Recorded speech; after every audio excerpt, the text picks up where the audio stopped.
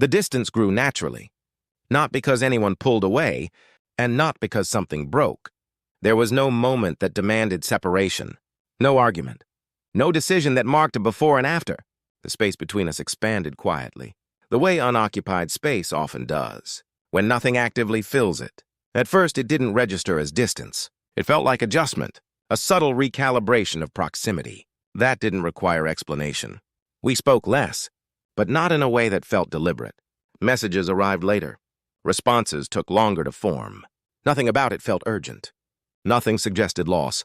The distance grew naturally, because nothing interrupted its growth. I told myself this was normal, that relationships, like all things, change shape over time. That closeness isn't meant to remain constant. There was comfort in that reasoning. It framed the shift as organic, almost responsible. No one had to be blamed. No one had to be confronted. The distance didn't arrive as absence. It arrived as reduced necessity. We didn't stop talking. We just stopped needing to say certain things, not because they weren't important, but because they no longer demanded immediate attention.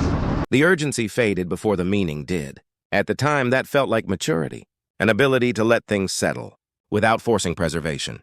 The distance grew naturally, because staying close would have required effort, not dramatic effort, just the kind that asks you to notice when something begins to drift. I didn't notice, or rather, I noticed and didn't intervene. There's a difference. Intervening would have required naming the change, asking whether the space mattered, whether it should be closed. But naming introduces weight. It turns movement into choice. So I let the distance continue unmarked.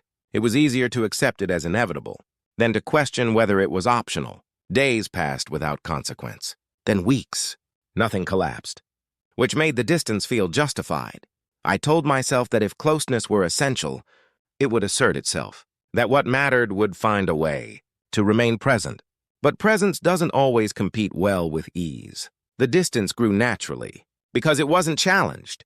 It didn't demand maintenance. It didn't ask for explanation. It simply occupied the space left unattended. I noticed it later, not as a loss, but as a subtle reorientation. Conversations felt slightly less anchored. Silences stretched longer, without discomfort. The absence of discomfort was misleading. Discomfort often signals importance. Its absence can suggest completion, even when nothing has actually finished. The distance didn't feel wrong. It felt incomplete. But incomplete things don't always ask to be resolved. They exist quietly, shaping behavior without calling attention to themselves. I found myself adjusting expectations, lowering them, not out of disappointment, but out of practicality. It made sense to adapt to the distance, rather than resist it. Resistance implies attachment, and attachment felt unnecessary. For something that hadn't explicitly asked to be held, the distance grew naturally, and in doing so, it began to feel permanent, not because it was fixed, but because reversing it would now require intention. Reaching across the space would mean acknowledging that it existed. That acknowledgement felt heavier than continuing as we were. So I didn't reach. The distance wasn't hostile. It wasn't cold. It was neutral. Neutrality is persuasive. It suggests balance. It disguises drift as stability. I mistook that neutrality for resolution. Over time, the distance began to define what felt appropriate. Certain topics no longer surfaced, not because they were forbidden, but because they felt out of place in the expanded space. Closeness has its own vocabulary. So does distance. I learned the latter gradually. The distance grew naturally because I adapted to it faster than I questioned it. Adaptation feels productive. It looks like acceptance. It's often praised as resilience. But adaptation can also prevent inquiry. I didn't ask whether the distance reflected a change in meaning or merely a lapse in attention. I assumed the distinction didn't matter. Distance has a way of simplifying things. It reduces complexity. It limits obligation. It creates room to move without accounting for proximity. At the time, that felt like relief. I didn't feel pushed away. I felt unencumbered, which made the distance easy to defend. Only later did I realize that the ease itself had shaped the outcome. The distance grew naturally, but natural growth isn't always neutral. It favors what requires the least energy to sustain. In this case, that was separation. Not because separation was desired, but because closeness requires maintenance.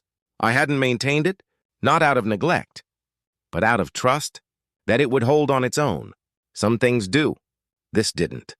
The distance eventually stopped growing, not because it was resolved, but because it had reached a shape that no longer needed expansion. It settled. That settlement felt final, without ever being declared. There was no moment of realization, just a gradual understanding that the space was now part of the structure. I don't regret allowing the distance to grow. Not exactly. What stayed with me was the recognition that natural doesn't mean inevitable. It often means unexamined. The distance grew naturally because I let it. And in doing so, I learned how quietly things can change. When nothing insists, they stay the same.